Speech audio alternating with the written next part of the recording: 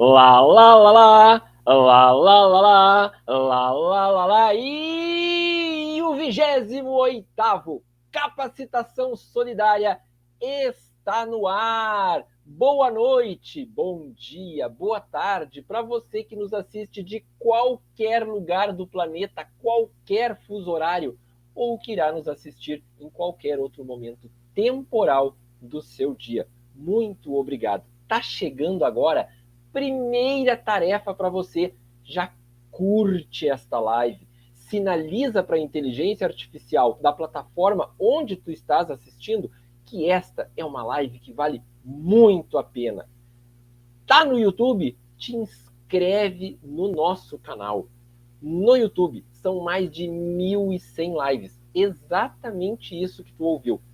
Mais de 1.100 lives, com convidados e temas arrasadores. É incrível. Qualquer tema da área de gestão, qualquer tema da área de desenvolvimento de pessoas, nós temos convidados falando lá no Sala de RH. O Sala de RH tem 3 anos e são 22 voluntários trabalhando para que todo esse show que você curte conosco aconteça.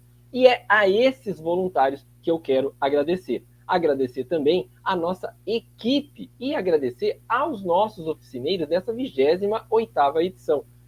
Claro, não posso deixar de agradecer aos nossos apoiadores. O meu querido amigo Tiago Petreca, que fez aniversário dia 27 de maio, da Curatori, e a minha querida irmã siamesa, a Patrícia Froner, do Encash. São dois parceirões que apoiam e acreditam no trabalho do Sala de RH.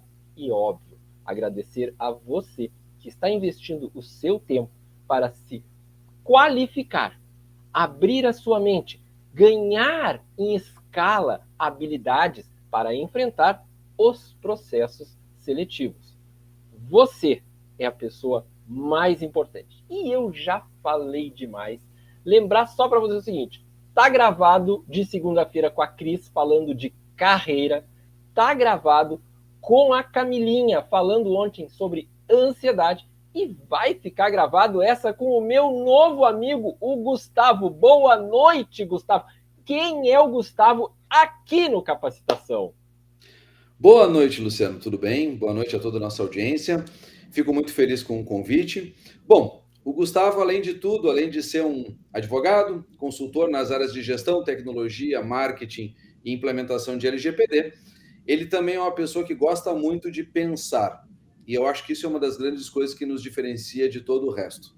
Então, seres humanos têm muitas coisas que a máquina, na verdade, pode fazer. A gente vai falar um pouquinho sobre algoritmos também. Então, a máquina pode fazer muito por nós, mas nós ainda somos um grande diferencial porque pensamos. A máquina está muito longe de conseguir fazer isso. Gustavo, te agradeço imensamente a tua disponibilidade, o teu amor por doar o teu conhecimento. Estou saindo de cena, indo para a retaguarda. A live é toda tua, o público querido e maravilhoso é todo teu. Divirtam-se, bom trabalho. Se precisar de mim, é só chamar que eu subo aqui na bancada para te ajudar. Muito obrigado. Bom, pessoal, como disse o Luciano, né? Boa noite para aqueles que estão nos vendo à noite, bom dia ou boa tarde. A ideia hoje é conversar um pouco sobre a questão, o tópico, né, o nosso cenário aqui é LGPD, ou seja, a Lei Geral de Proteção de Dados, dentro do processo seletivo. Mas para falar sobre LGPD, na verdade, a gente tem que falar um pouquinho sobre o que é LGPD. Nós temos uma lei no Brasil vigente desde 2018 e alguns falam mais em 2020, mas na verdade ela está vigente desde 2018, ela entrou em 2018, ela veio para cá em 2020 com uma vigência total, ou seja, ela começou a valer efetivamente para todos, e com aplicações de multas a partir de 2021. Mas o que importa mesmo da LGPD, principalmente para quem atua nesta parte específica, vamos chamar assim de recursos humanos, ou seja, que está analisando o currículo, ou aquele que quer encaminhar o seu currículo, é entender que a Lei Geral de Proteção dos Dados. Então nós temos que falar de dados. Como assim dados? Nós temos que falar do que esses dados representam na nossa vida. Em fato, quando coletamos dados, e coletamos dados o tempo todo, tratamos os dados, ou seja, utilizamos os dados o tempo todo, nós estamos sobre a ED, ou seja, estamos sobre o palio, estamos sobre a aplicabilidade da Lei Geral de Proteção de Dados. Nesse sentido, para não ficar muito enfadonho nem muito chato, vamos pegar exemplos dos dois lados, tá? Vamos fazer um raciocínio sobre quem está na ótica de enviar um currículo, enviar os seus dados para algum lugar, e vamos trabalhar sobre a ótica de quem recebe esses dados. Ou seja, empresas, sejam de recrutamento, sejam elas empresas simples, né, que abriu um processo seletivo no seu site, ou abriu um processo seletivo na sua rede social e começou a receber currículos.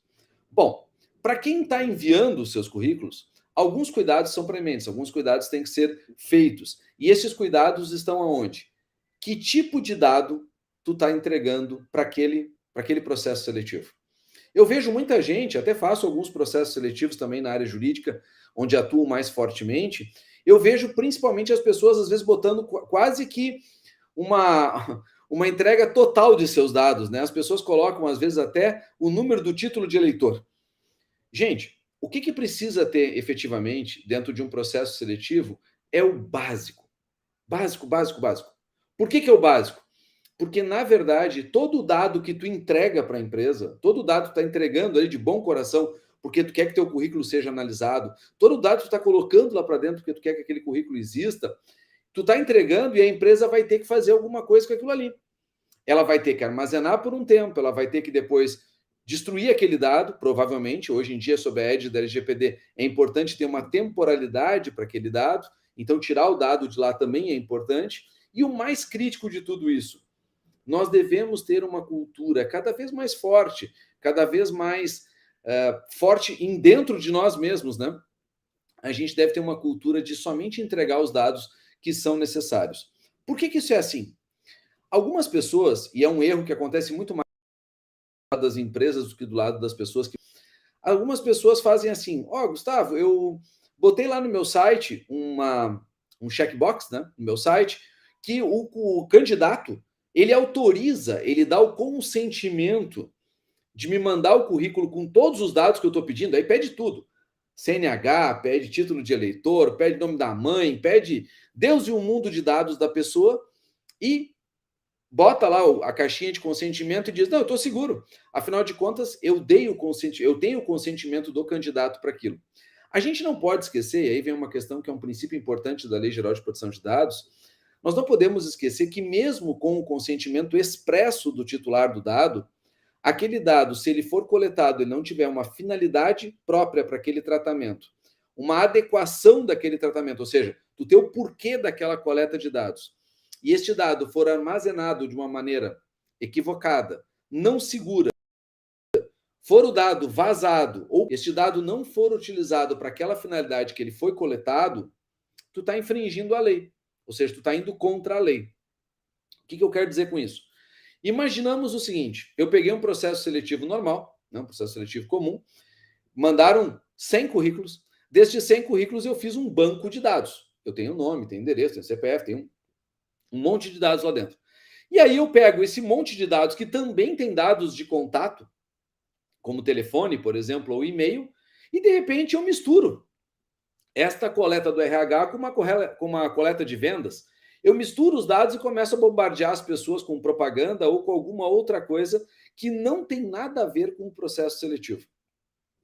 Ao assim proceder, eu estou indo contra a lei e a empresa pode ser notificada pelo titular de dados a dar explicações do porquê que ela está fazendo aquele tipo de procedimento com aquele dado. Afinal de contas, eu dei o dado porque eu queria participar de um processo seletivo. Da mesma forma que muitas empresas, às vezes, pegam e dizem assim, eu peguei o teu dado, eu fiz um processo seletivo, por exemplo, aqui para a função, vamos supor, de vendas, eu tenho uma função ali, vendedor 2, eu fiz uma coleta de pessoal de mercado, armazenei diversos currículos, selecionei o vendedor que eu queria, ou os vendedores que eu queria, e, na verdade, eu mando para todos os outros dizendo assim, olha, ficamos com o seu currículo na nossa base e quando tivermos uma nova oferta, entraremos em contato. Antigamente, isso era super comum. Antigamente, isso era bem normal. Na verdade, agora, em termos de LGPD, isso é um problema para a empresa. Por quê? Porque este armazenamento de dados, acesso aberto pelo qual o candidato ofereceu a sua vaga, mesmo que tu ponha lá um termo expresso, que seria o consentimento, dele dizendo que ele pode ficar com o teu currículo por mais tempo, ou como alguns botam aí na internet, por tempo indeterminado, Isso é um absurdo, é um contrassenso, vai contra a lei. Então, por ir contra a lei, contra os princípios da lei, lá do artigo 6º, o que acontece? É nulo. Tu não pode ficar com um dado armazenado o resto da tua vida porque tu quer, mesmo que a pessoa tenha autorizado isso. Tanto é, fazendo uma comparação assim para o lado das empresas, tu não vai ficar com dados, por exemplo, de cadastro o resto da tua vida, exceto em alguns momentos que tu vai ter autorização para tanto, que não é o caso dos currículos. Currículo é algo temporário, é algo para processo seletivo efetivamente. Não é para ser algo assim que tu vai utilizar o tempo todo e durante o tempo todo tu vai poder ficar usando isso o tempo todo.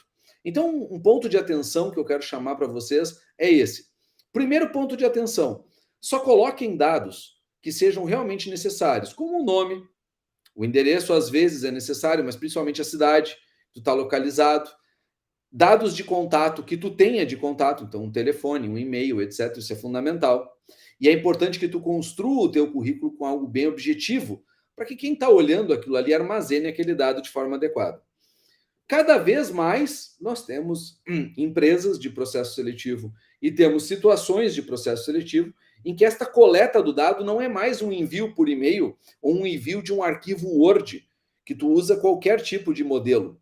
Cada vez mais as empresas querem o quê? Categorizar seus dados. Então, na verdade, elas abrem uma vaga, por exemplo, para vendas 2, como eu chamei antes, e elas vão colocar lá os dados, um formulário que tu vai preencher, e a empresa já vai receber aquilo categorizado, que foi para aquele processo seletivo, naquela data, para aquele tipo de cargo, assim por diante. Isso ajuda muito no processo, ajuda muito no descarte, depois, se for o caso, ajuda muito em todo o contexto, na verdade, do processo seletivo. Entretanto, não é porque a empresa está pedindo que aquele dado é importante ou não deve ser questionado. Quer dizer, se uma empresa coloca um formulário gigante com dados desnecessários para coleta, como, por exemplo, por que uma empresa está coletando meu título de eleitor? Não tem uma finalidade precípua para isso, para o processo seletivo. Da mesma forma que tem alguns dados que tu é obrigado, por exemplo, como dados dos teus filhos, tu é obrigado a coletar quando a pessoa é empregada, em razão do e-social. Entretanto, esse dado não precisa ser coletado no momento do processo seletivo. Ele só vai ser coletado daquela pessoa que foi contratada. Assim como tu não precisa do dado específico do número da carteira de trabalho da pessoa no currículo. Por quê? Porque esse dado só vai ser coletado se ela for contratada. Nós temos que entender que com os termos de idade, com a cultura da privacidade, nós temos que fazer um elemento claro e cristalino para o pessoal, de que não pode mais pegar o dado de qualquer jeito, qualquer tipo de dado, e ficar com aquele dado para si. Porque a empresa é responsável pelo armazenamento desse dado, pela guarda desse dado, inclusive se esse dado vazar. Por isso que aquela história, né, acontece muito no interior ainda desse Brasil gigante que temos, acontece muito ainda do currículo físico.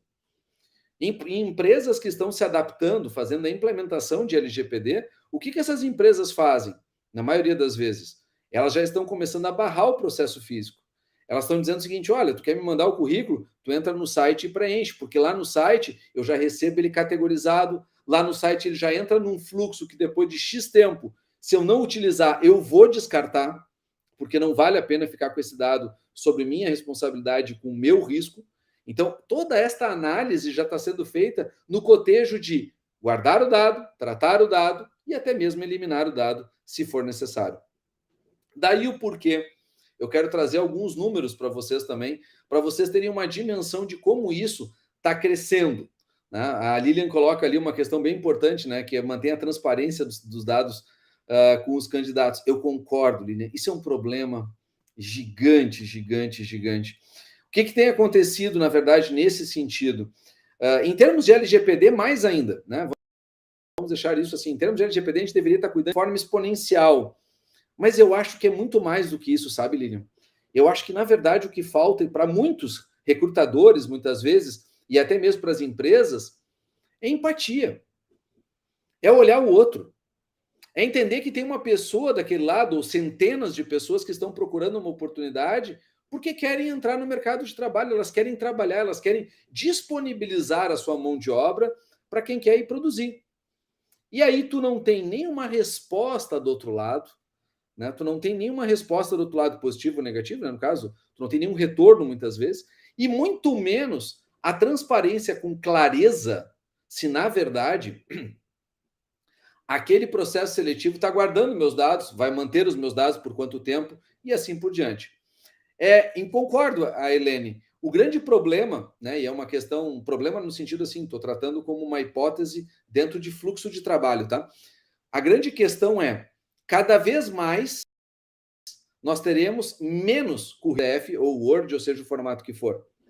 Cada vez mais vai se tornar mais inteligente para a empresa ter um formulário para receber as informações do que o usuário mandar de qualquer jeito as informações.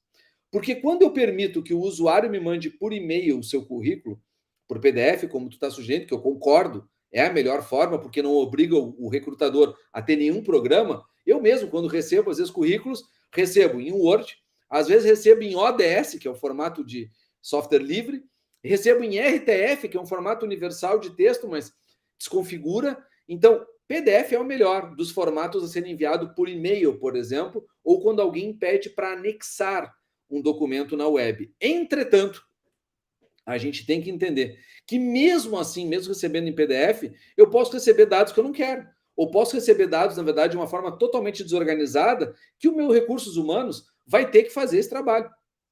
Né? A minha gestão de pessoas vai ter que entrar e colocar essas informações. Concordo. Isso acontece, Lilian, por quê? Porque as empresas no Brasil, principalmente, em vários aspectos, elas têm tido algumas dificuldades. Em qual sentido? Elas têm, por exemplo, né, que o tratamento, a implementação da LGPD, a implementação da Lei Geral de Proteção de Dados, a gente vê muito isso no mercado. As pessoas acham, não, eu vou botar uma cláusula aqui de LGPD e está tudo resolvido.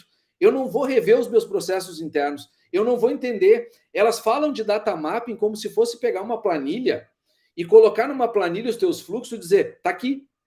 Na verdade, entender esta implementação da Lei Geral de Proteção de Dados no negócio é fundamental para quê? Para que tu possa compreender que o que importa mesmo não é seguir somente o que diz a lei, que é a Lei Geral de Proteção de Dados. O que importa é que a empresa tenha uma cultura de privacidade.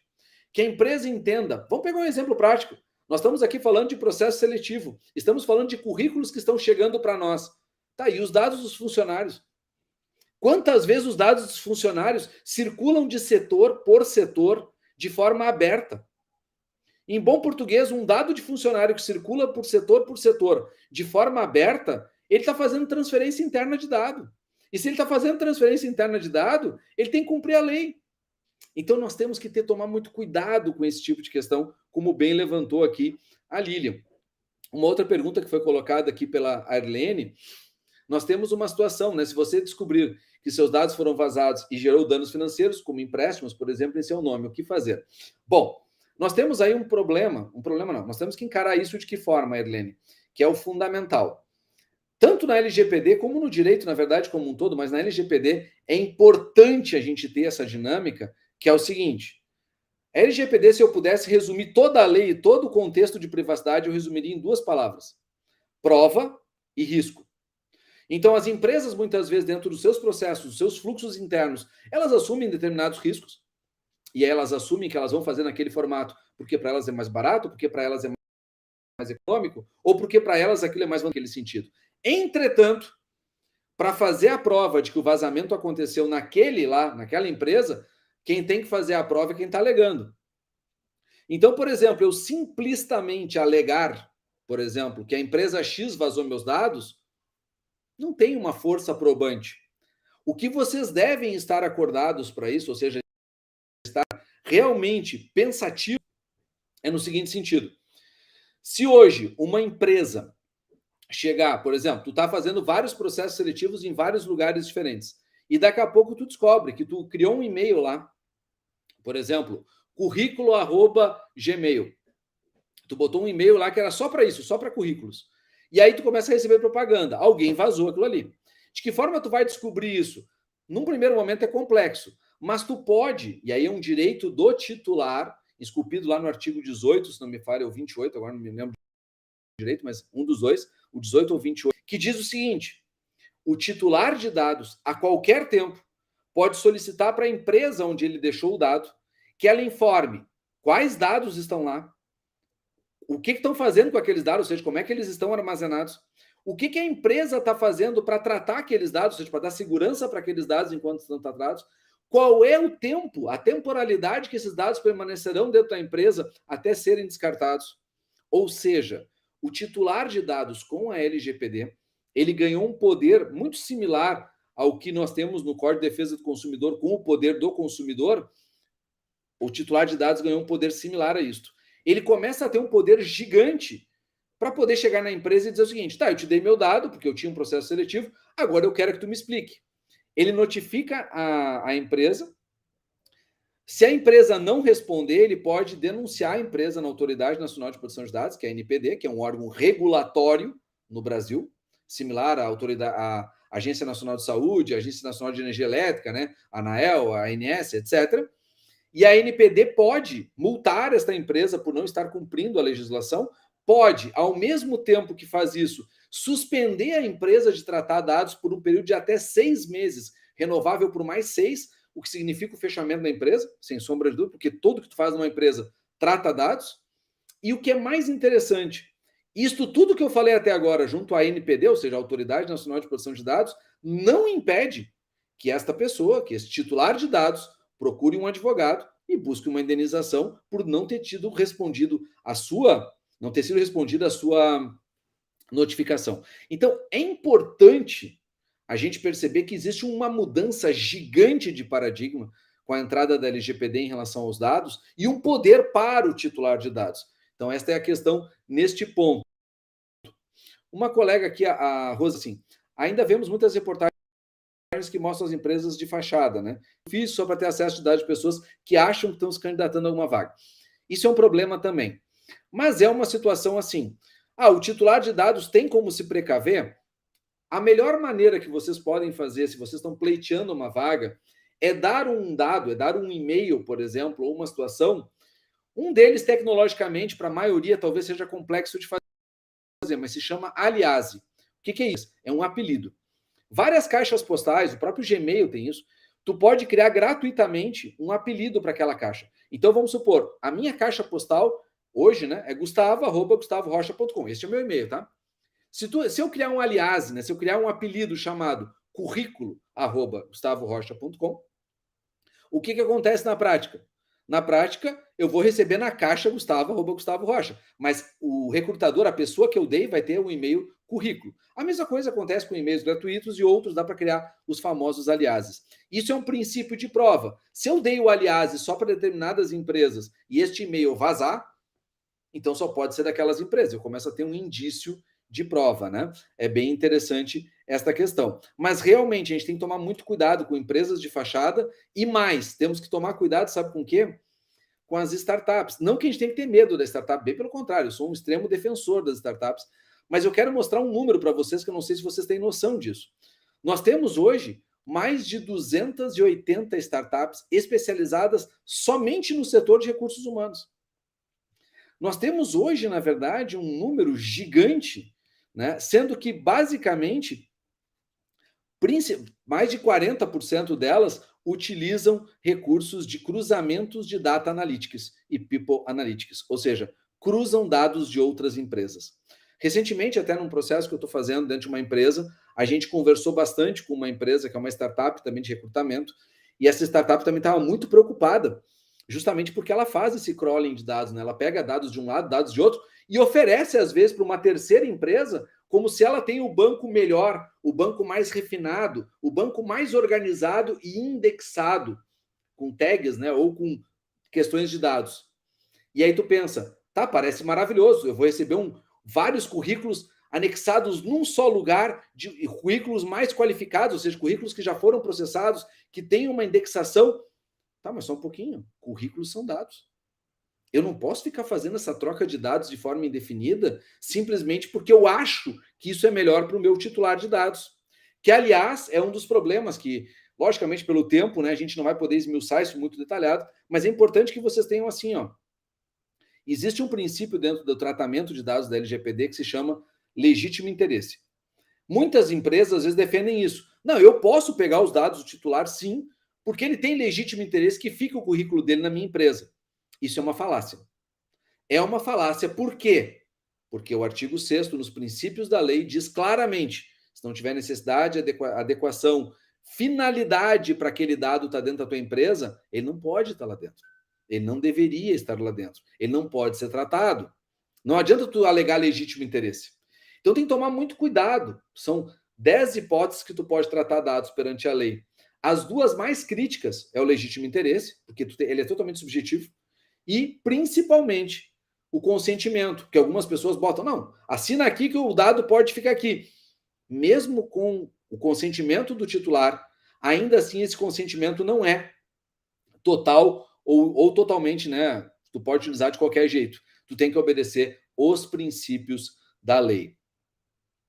Então aqui nós temos também muitos processos de RH têm desenvolvido dados das pessoas, é extremamente importante o departamento revise. Sim, e é importante essa questão de revisar processos, como colocou aqui a Lilian, pelo seguinte.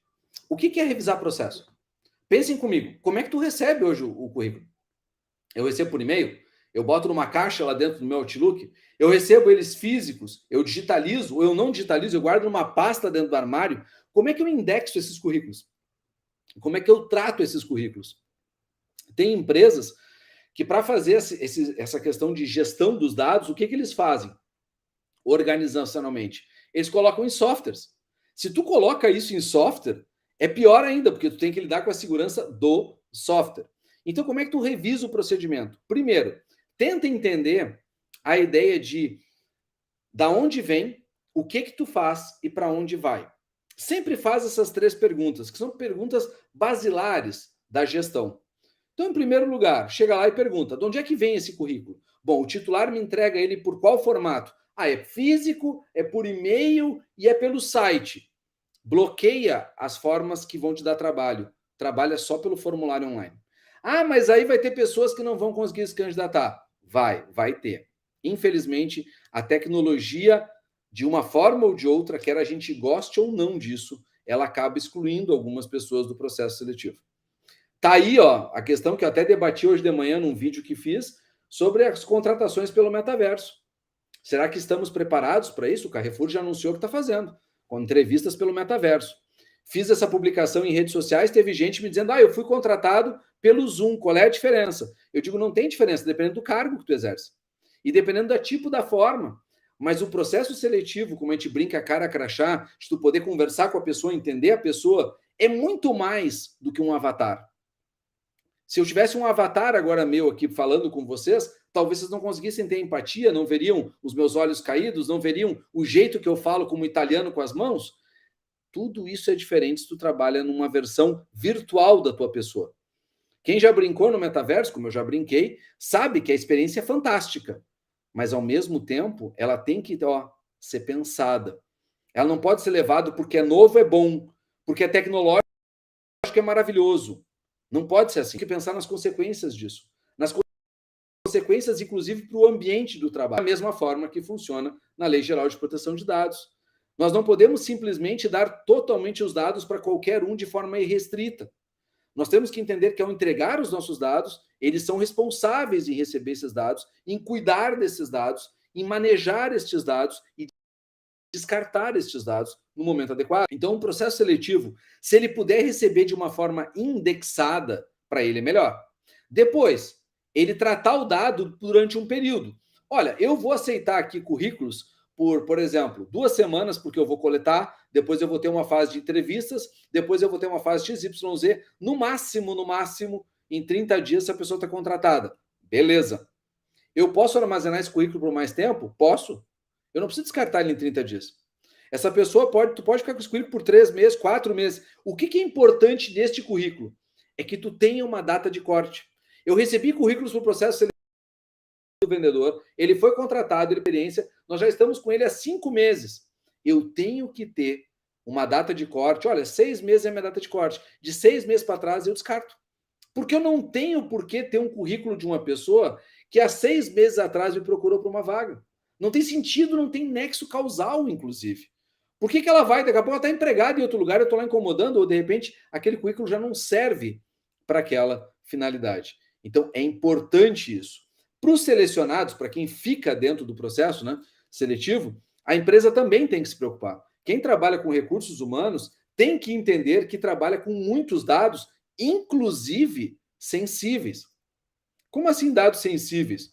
Por exemplo, se tu pegar hoje, dentro dos dados que o próprio e-social do governo nos obriga a colocar lá dentro, ele nos obriga a colocar ali filiação, ele nos obriga a colocar algumas questões de doença, ele nos obriga a colocar foto, que em alguns casos pode ser ou não considerado dado sensível. É um estudo bem interessante que a gente vem fazendo de Interpretação Nacional de Proteção de Dados, não se posicionou ainda sobre o tema, mas é um estudo bem interessante que em alguns casos uma foto pode ser considerada dado sensível. Então nós temos uma série de questões para serem analisadas nesse aspecto. Agora, se a pessoa, quando botou os dados para dentro da minha empresa, ela já botou até o título de eleitor, etc., coisa que eu nunca vou usar na vida, por que eu estou guardando aquele dado? Bom, a Michelle coloca, se o recrutador pede dados pessoais, não informa o motivo que você orienta. Michelle, nós temos um detalhe importante, tá? Primeiro, é óbvio que tu quer ser empregado, se a pessoa está, né, procurando emprego, a pessoa está indo lá perguntar e a pessoa do outro lado, o recrutador está dizendo, eu preciso desse dado. Se tu já começa dizendo, olha, não vou te dar esse dado porque não precisa, tu já está indo contra aquele processo de qualquer forma. Entretanto, mesmo assim, mesmo nesse quesito, está se criando ainda, porque o Brasil é muito jovem, na verdade, na questão de clareza sobre a Lei Geral de Proteção de Dados, o Brasil ainda é muito incipiente no quesito da privacidade, tá? Nós estamos aprendendo a lidar com privacidade. Então tem muita empresa que não sabe o que é isso. Tem muita empresa que acha normal pedir, por exemplo, algumas questões até referentes, às vezes, por exemplo, saúde ou situações pontuais que podem até trazer algo negativo em relação a quem está buscando um emprego e acham que isso é normal. Não é. O processo ele tem que ser transparente e dados pessoais que ele pode pedir são dados cadastrais básicos. Tá? Para o processo seletivo, ele deveria focar. Eu estou te dando aqui uma orientação de quem faz a implementação, tá? Então, eu estou te dizendo assim, ó, o que eu recomendo para as empresas quando eu faço um processo de implementação? Não coleta dados que não são necessários naquele momento do processo seletivo. Então, nome completo, endereço, né? Muitas vezes é importante para algumas questões de regiões.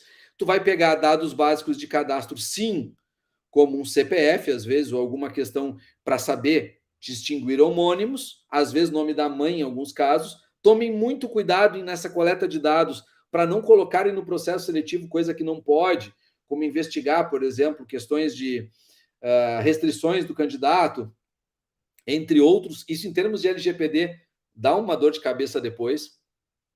Mas se vocês coletam esses dados básicos, ao meu sentido, já está de bom tamanho. Lógico que cada empresa é uma empresa. A gente senta com a empresa, entende o que a empresa precisa e coloca para ela a realidade dela. Entretanto, coletar dados, por exemplo, já me bota aí no teu processo seletivo, se tu tem filhos, bota inclusive o nome dos filhos, uma cópia da certidão de nascimento. Para que tu quer isso no processo seletivo? Tu não precisa disso no processo seletivo. Tu vai precisar disso se ele for contratado, porque o e-social exige. Aí tu tem base legal para pedir isso. Então, o que eu quero dizer em bom português? Eu recebi 100 currículos e vou contratar uma pessoa. Qual que eu preciso cópia da certidão de nascimento dos filhos? Da pessoa que foi contratada. Por que eu vou ter 99 cópias desnecessárias no meu banco de dados, abrindo um risco gigante de vazamento de dados totalmente desnecessário? E aí vem aquela questão básica, assim, só para finalizar esse questionamento, é que as pessoas às vezes guardam isso de forma solta, guardam num armário que várias pessoas têm acesso, porque ninguém se preocupa. É só um currículo. Não é só um currículo, tem dados de pessoas ali. Nós temos que respeitar esta privacidade. Beleza? Atualmente, para se cadastrar com os processos de seleção, os primeiros dados informados são os links, né, LinkedIn e Facebook. O que você acha dessa iniciativa? Bom, Xane, o que acontece na prática, tá? Rede social, e é uma coisa que a gente acha que não, né? Mas é verdadeiro, rede social é algo que tu quer que seja público. Aí tu vai me dizer, não, mas eu boto lá privado, é só para os meus amigos, etc. A rede social não tem esse princípio, ela foi feita para ser pública. Eu recomendo que quem está procurando alguma coisa no LinkedIn, principalmente, que tem um LinkedIn como se fosse o seu próprio currículo. Aliás, quando alguém me pergunta, Gustavo, qual é o teu currículo? Entra no LinkedIn e vê. Lá tem toda a minha história profissional. Porque lá tem. É para isso que ele serve. Ele tem essa finalidade. Ele é uma rede social para isso. Ele é uma rede social para contatos de networking. Ele é uma rede social muito produtiva, inclusive, para isso. E muitos recrutadores utilizam ele. Agora, Facebook, Instagram e outras redes. Ah, quer dizer que eu não posso ter minhas fotos na praia, eu não posso ter minha foto na festa, etc. Depende de qual é a imagem. A gente tem que entender, e a hipocrisia, quem não enxerga dessa forma, sinceramente, a gente tem que entender que a gente vive num mundo onde tudo é um Big Brother. As pessoas, se tu acha que tu não dá o... Ah, eu não vou botar o link do Facebook. Ele vai achar. Eu não vou passar aqui para não parecer uma coisa fora do contexto, mas poderia mostrar para vocês sites que fazem isso, que localizam vocês em cima disso. É tão simples para quem conhece chegar nesse tipo de identidade que é bobagem tu querer, mas o meu nome lá, o nome da pessoa, por exemplo, é Gustavo, e ele está registrado lá como uma coisa, um nome completamente diferente. Tá lá cachorro louco. Mas aí tu vai lá pelos cookies, tu vai lá pela identidade de fotos, que hoje tu pega uma foto tua, bota lá em alguns sites, ele consegue pegar pelos metadados tudo que tu tem. Então, quando ele faz isso, meus caros, ele localiza qualquer coisa. É por isso que é meio assim, ó, não ter rastro na internet é muito pouco provável. Bom, a questão que a Helene coloca aqui é seguro entrar no site de empresa de seleção e aparecer os cookies. Aqui nós temos um debate bem interessante, tá? Sobre esse tema. Porque algumas empresas fazem a solicitação, né? Tu entra no site, por exemplo, de algumas empresas e aparece lá, aceite todos os cookies, senão você não pode entrar nesse site. Tu sabe o que é isso no Brasil? Balela. Sabe por quê? Porque a LGPD brasileira não fala sobre isso. Quem fala sobre isso é a LGPD, é a GDPR europeia. A GDPR fala em aceite de cookie de site. A LGPD brasileira não fala sobre isso. No Brasil não precisa ter essa nomenclatura. Nenhum site no Brasil, exceto da área médica ou de áreas muito específicas, precisaria ter isso. Todo o resto não precisa. Então, às vezes, a gente vê coisas que o pessoal não tem muita informação e vai trazendo, a grosso modo, culturas que não são nossas, que na verdade são culturas de outros países, como se fossem nossas. A questão dos... O que são cookies, né? Para quem nunca ouviu falar ou não sabe o que é. Cookies, que a tradução literal é bolacha, são arquivos que ficam armazenados dentro do histórico do navegador. Para um hacker, seja ele do bem ou do mal, né, que seria o cracker, mas um hacker, para aquilo ali é ouro, porque tem toda a rastreabilidade. Mas, na verdade, para quem entra na tua máquina, ele consegue fazer uma limpeza muito mais profunda que ele não precisaria de cookies nenhum. Entretanto, o que eu recomendo para vocês em termos de segurança é que você somente forneçam dados ou no próprio site da empresa ou no site de empresa que tu já ouviu falar. Gustavo, mas como é que eu vou conhecer? Tu disse que tem 280 startups. E se uma startup tem uma vaga excelente, como é que eu vou saber que ela é falsa ou ela é verdadeira? Dá um Google. Simples assim. O verbo googlear já existe. Dá um Google. Bota o nome da empresa. Procura o nome da empresa mais a palavra reclame aqui. Utiliza as ferramentas que a própria internet te dá. Por que isso é importante? Porque, na verdade, quando tu faz isso, tu começa a encontrar o quê? Tu começa a encontrar um monte de reclamações daqui a pouco. Tu começa a encontrar nada sobre aquela empresa. E aí tu tem que ficar com o pé atrás. Tem que ficar com o pé atrás. Sim. Existe uma ferramenta, não sei se vocês vão ter tempo depois de dar uma olhada, chamada Wayback Machine. Bem assim, Wayback Machine, de máquina. Wayback Machine. Procura no Google. É um site. Tu pode botar qualquer site da internet. Qualquer. Ele vai te dar todos os históricos de versão.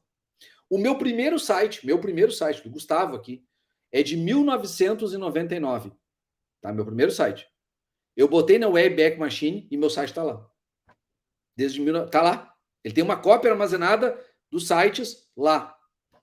Então, tu imagina, existe tanta ferramenta na internet para te buscar dados e para te poder indexar esses dados e tentar tirar um conselho de veracidade sobre o que está acontecendo, que tu não precisa, efetivamente, não é necessário que tu fique naquela celeuma do tipo, a empresa pediu, eu tenho que fazer. Verifica. Verifica se a empresa é séria, se vale a pena e assim por diante. Até colocaram aqui o Wayback Machine. É isso aí. É fantástico esse site, fantástico, fantástico, fantástico. Colocarem, na verdade, coisas como este site e alguns outros que vocês podem procurar facilmente esses dados na internet, vocês vão ter resultados muito legais. Aqui algumas pessoas agradecendo, eu agradeço. A Roselene colocou: objetividade na hora de coletar dados pode reduzir muita dor de cabeça. Concordo. E principalmente, Roselene, não só a objetividade na coleta, mas no tratamento.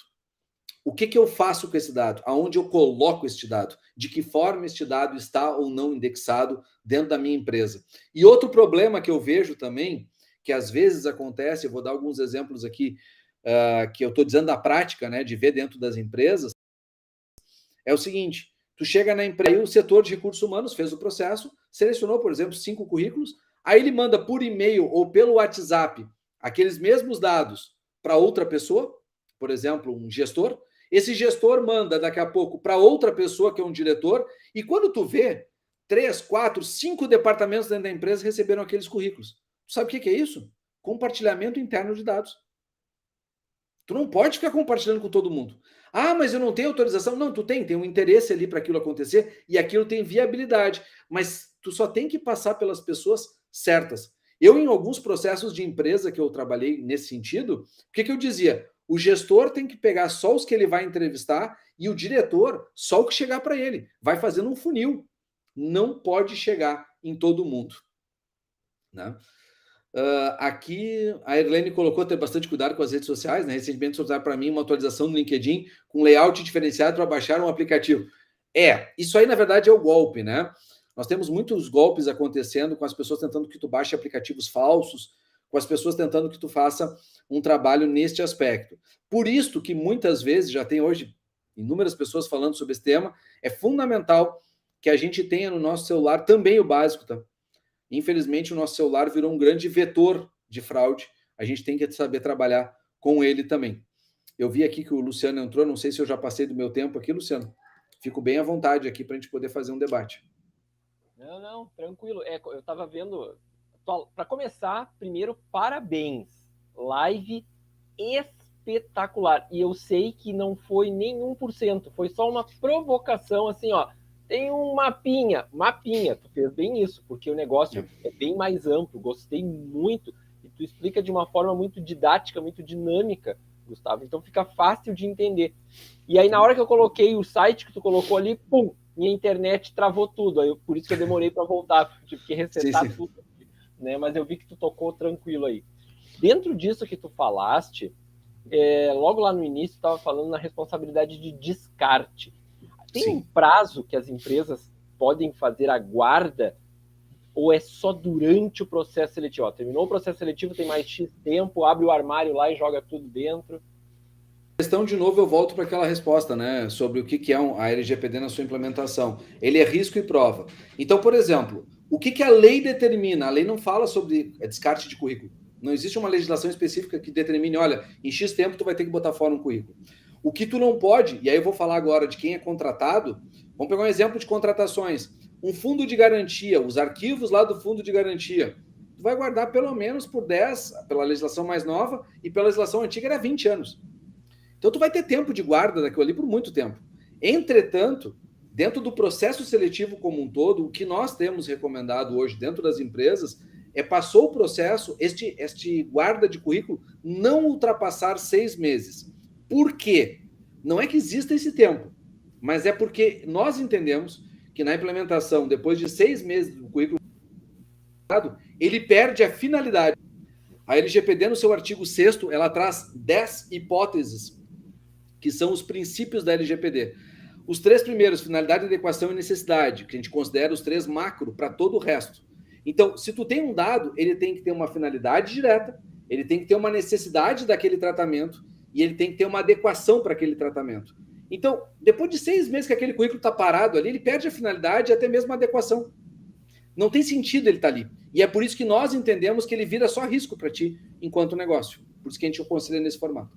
Então, para a empresa, é negócio que ela tenha um procedimento de descarte para sua própria segurança, para não ter dor de cabeça desnecessária.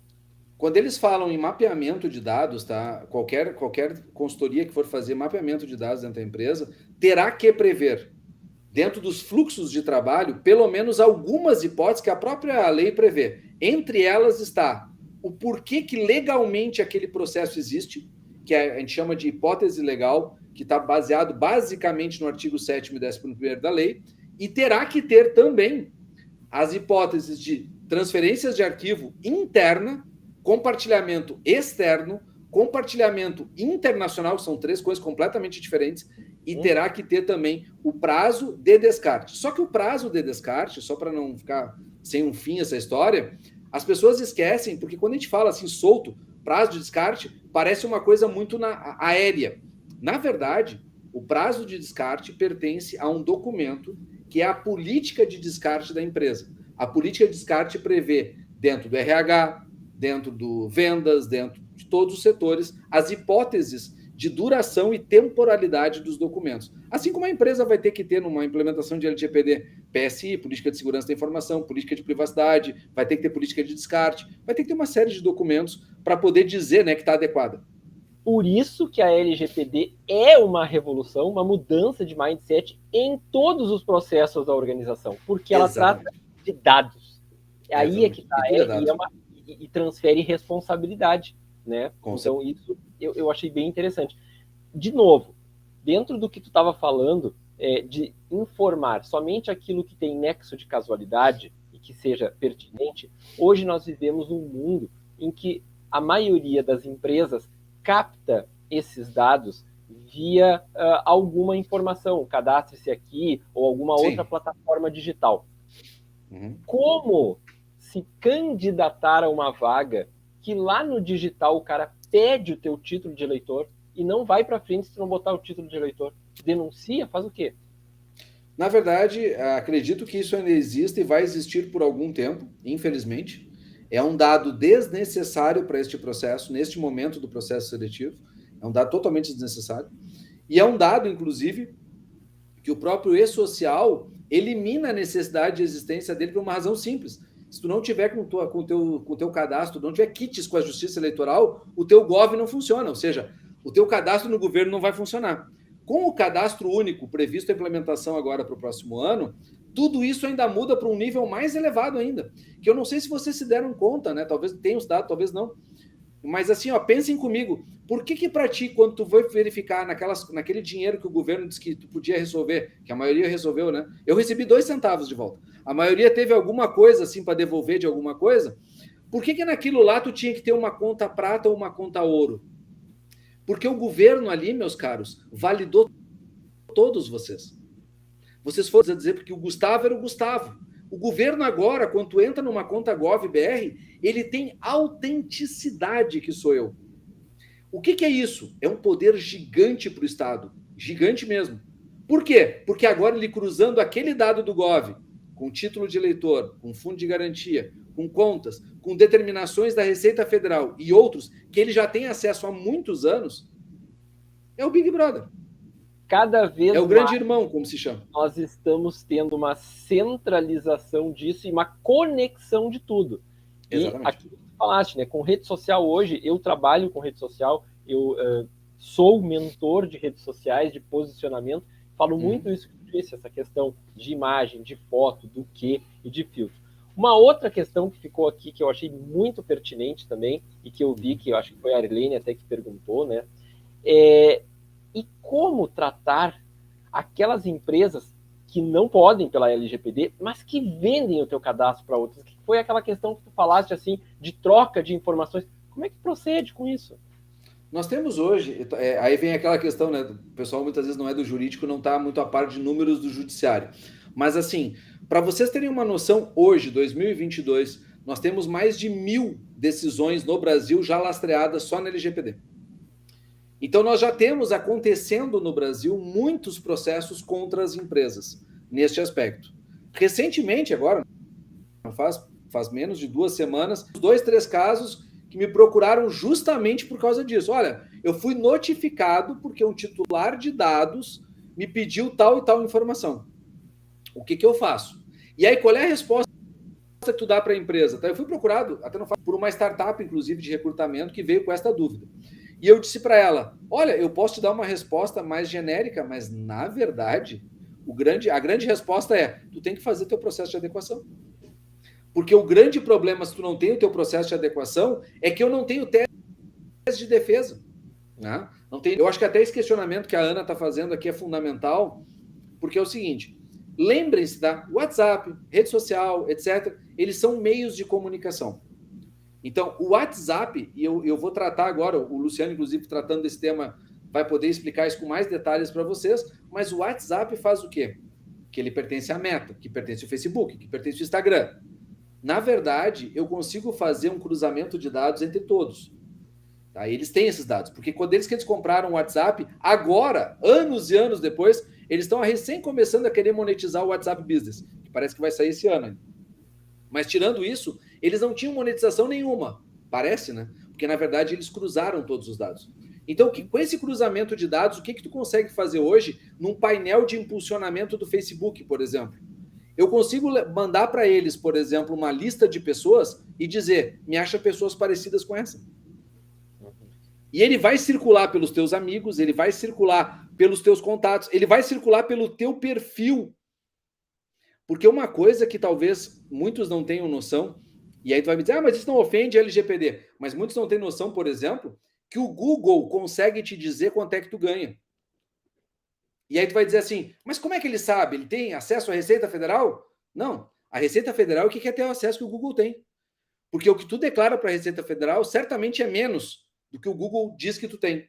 Porque o Google sabe qual é a internet que tu usa, qual é o celular que tu posta, qual é o tipo de site que tu acessa, o que tu compra, quais são os cookies que tu deixou no site de pesquisa. O Google tem, na verdade, a teu respeito, uma construção sobre o teu ser que é infinitamente superior ao que tu declara ou pode declarar para a Receita Federal.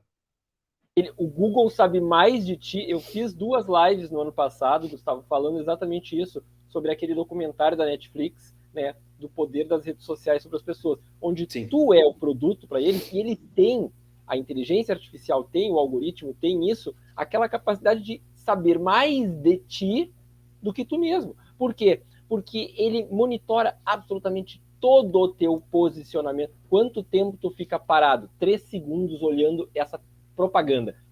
Talvez isso aqui seja interessante mostrar para o Luciano na semana que vem. Entrou uma promoção. E aí onde é que eles ganham? O cara lá está querendo comprar alguma coisa, ele compra aquele anúncio. Eu trabalho com venda também, eu fiz o ano passado um curso, que eu, pela primeira vez, um dos meus apoiadores, Luciano, se tu quiser, vou te dar um valor X, me deu R$140, investe R$140 na divulgação do teu curso. Primeira vez que eu usei. Nossa, fiquei impactado com a fineza. Assim, ó, a avaliação é incrível do resultado. Mas por que isso? Porque a rede social sabe mais de ti do que tu mesmo. Gustavo, nosso tempo se esgotou, a ideia era só provocar. Eu já vi que o chat ficou em polvorosa. Eu queria dar para ti a palavra final, as considerações finais. Por favor, sinta-se à vontade. Bom, em primeiro lugar, agradeço. Realmente fico muito feliz de ter estado com vocês essa noite e participar desse projeto tão belo que vocês estão fazendo, de ajudar as pessoas. Afinal de contas, a vida é isso, a vida é relacionamento, a vida é muito mais entrega. A gente tem que entender isso também no nosso contexto. Espero ter esclarecido para vocês algumas questões sobre LGPD. Afinal de contas, é um tema novo para todos e é um tema que eu venho me dedicando já há alguns anos, que é o tema da privacidade, e em cima da LGPD também. Quem quiser conversar mais, trocar ideias, bem à vontade, eu sou uma pessoa bastante acessível. A Michelle, que me convidou, sabe muito bem disso. Entra lá, gustavorocha.com. Tem meu telefone, tem meu e-mail, tem meu WhatsApp. Podem ficar bem à vontade. Oi? Dados sensíveis? Não, dados pessoais, bem básicos, aliás. E são dados de contato, na verdade, para o meu lado profissional. Né? Então, acabam não se tornando em dados sensíveis e muito menos tratados como dados pessoais. Inclusive, isso é um ponto bem... Não, e é um debate interessante, porque se tu publica alguma coisa e ela está... Tu tem do outro lado a tese de defesa que aquela coleta foi lícita. Porque ela está publicada. Entretanto, em termos de LGPD, se não atingir necessidade, finalidade e adequação, não vale. Aí dá para conversar. Sempre tem uma peninha na lei para que tu possa encontrar uma saída técnica. Né? Tem questões técnicas aí que tem que ser respeitadas sem sombra de dúvida. Mas agradeço de coração realmente estar com vocês aqui e me coloco à disposição sempre para colaborar, sempre que for viável, vocês acharem que é importante, estou à disposição. Muito obrigado. Gustavo, amamos a tua participação e ó, tu não vai escapar de voltar em algum outro momento para a gente continuar esse bate-papo. E quem está em casa, lembre, preencha a ficha de avaliação. Não tem sorteio. Se tu preenche a ficha de avaliação, tu ganha um passaporte gratuito para assistir no dia 11/6 o nosso trabalho especial, um painel da recolocação. Não é sorteio. Preencheu a ficha de avaliação, tu ganha o passaporte para poder assistir dia 11, vai receber o horário, tudo bonitinho. E não tem preocupação com dados sensíveis lá na nossa ficha de avaliação. É só dizer se tu gostou do evento ou não. Fica tranquilo. E mais, amanhã, fiquei sabendo, recebi um spoiler para ti que tá em casa. A Tânia convidou alguém muito especial para vir à nossa live. Não é o Luciano e nenhum dos personagens do Luciano. É alguém inédito. Uma grande oportunidade. Mas eu não vou contar nada, não darei spoiler. Eu, a Tânia, o Sala de RH, esperamos vocês amanhã às 21 horas. Boa noite!